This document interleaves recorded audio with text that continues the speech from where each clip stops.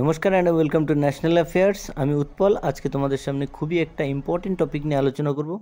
তবে টপিকটাতে যাওয়ার আগে অ্যাজ ইউজুয়াল তোমাদের কাছে জিজ্ঞেস করবো একটা কোশ্চেনটা হলো, what is the name of India made first antibiotic medicine? তো কমেন্ট সেকশনে তোমরা এর উত্তরটা করো। এর উত্তরটা আমি দেবো ভিডিওর শেষে। তো প্রশান্ত মহাসাগরীয় ছোট দ্বীপরাষ্ট্র টুভালু। তো রিসেন্টলি আবুধাবিতে একটা আইইউসিএনের বৈঠক হয়েছে। সেই বৈঠকে আন্তর্জাতিক প্রকৃতি সংরক্ষণ বা আইইউসিএন এর 90তম মেম্বার হয়ে গেল কিন্তু টুভালু।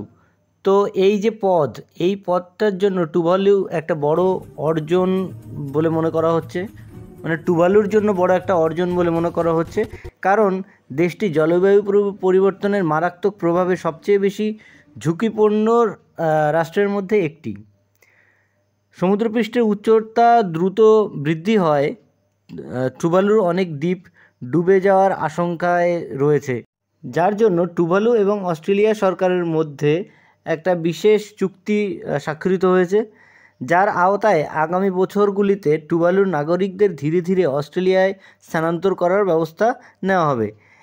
একই সঙ্গে আইইউসিএনের সদস্য হওয়ার জন্য টুভালু আন্তর্জাতিক পর্যায়ে জলবায়ু পরিবর্তন ও জীববৈচিত্র্য সংরক্ষণে সক্রিয় ভূমিকা পালন করতে পারবে।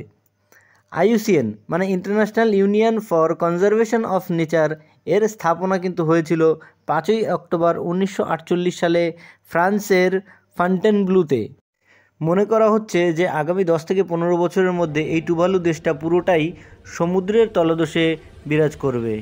তো আমাদের উচিত সবারই একটু পরিবেশ সম্পর্কে সচেতন হওয়াটা। তো এবার আমরা চলে আসি আমাদের কোশ্চেনটা ছিল, what is the name of India made first antibiotic medicine? তো এর সঠিক উত্তরটা হচ্ছে নেফ্রিডোমাইসিন, ভারতবর্ষের প্রথম তৈরি একটা অ্যান্টিবায়োটিক।